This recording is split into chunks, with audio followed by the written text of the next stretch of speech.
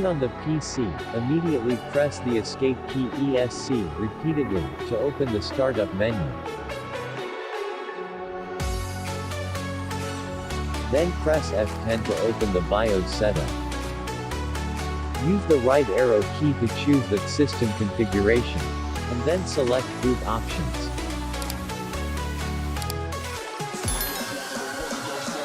Make sure or set USB boot to Enable.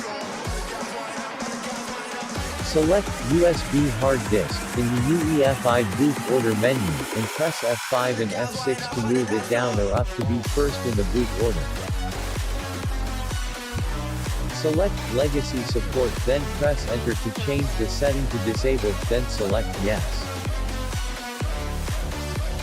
Secure Boot is enabled. Select Enabled or Disabled depending on your requirements.